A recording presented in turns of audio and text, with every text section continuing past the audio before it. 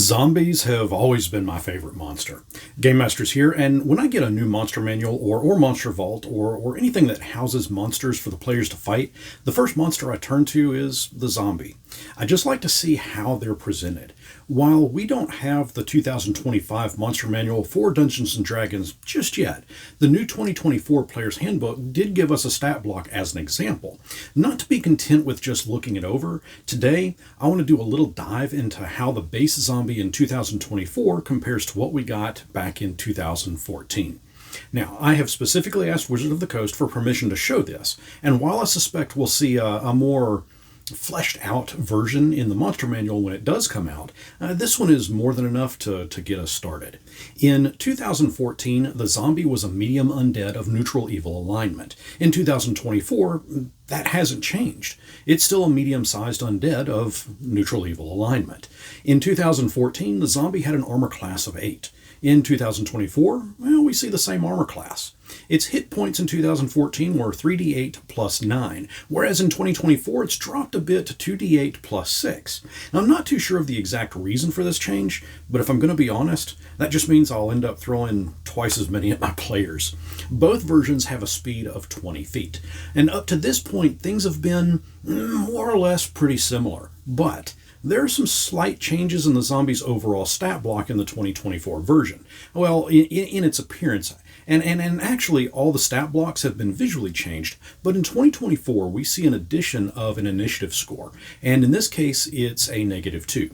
Initiative is calculated when with a base of 10 plus your dexterity modifier, which we can see that the zombie has an 8 total, which means that 10 minus 2 would be 8. So the zombie's dex score would be a 6, which is a -2 modifier. In 2014, the zombie stats were as follows. Its strength was 13, dexterity was 6, constitution was 16, intelligence was 3, wisdom was 6, and charisma was 5. In 2024, the zombie stats have remained the same. However, the presentation and layout have been updated. While we see the base scores, we are also provided the zombie's modifier and save scores alongside the stats. We were provided the modifiers in 2014, but this new 2024 combines the save in with the rest. In 2014, the zombie had damage immunity to being poisoned and was immune to the poison condition. The 2024 stat block simply combines these two lines into immunities, but also adds in the exhaustion condition, which honestly makes complete sense, as zombies are just relentless and never really tiring in their pursuit of flesh to feast upon. Both versions they keep the same dart vision distance, and both have the same passive perception of 8. Both versions also cite that the zombie understands the languages that it knew when it was alive. It just cannot speak, which for a zombie in D&D I've always found really interesting. I mean, if it understands the language, then that implies comprehension. And if a zombie can comprehend what you're telling it, then that tells me that it can be trained. I just find that an interesting spin on your garden variety zombie. Both have a challenge rating of 1/4, granting 50 experience, but the 2024 zombie also has a peanut butter bonus of +2. Just kidding, that's actually a proficiency bonus. Both versions also have undead fortitude, which is awesome.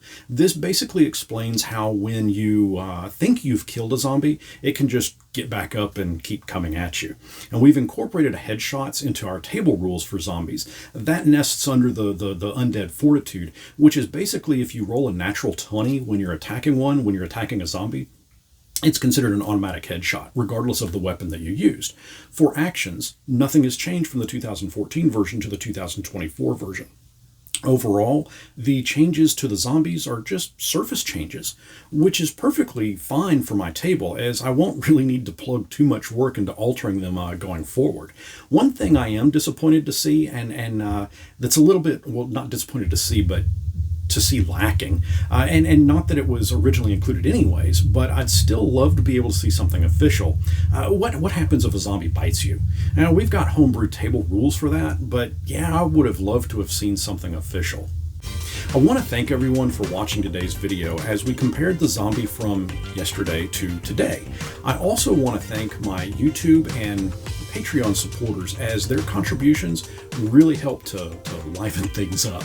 If you'd like to support the channel by becoming a YouTube or Patreon member, I'll leave a link down in the description. I also invite you to join the GameMasters Discord. We have some fun chats in there daily, and if you'd like to help shape the future of this channel, it's in that Discord that ideas get bounced around about what videos I should make next.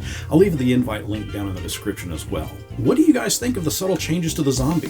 What do you think of the layout of the new creature stat block? Again, keep in mind that this is just a simple creatures block, and I'm sure other more complex ones will go into much more detail, but I'd love to hear your thoughts on it down in the comments. So type out something, or thumb your phone, and let's just keep that conversation going. Until next our paths cross, may you not get bitten by a zombie.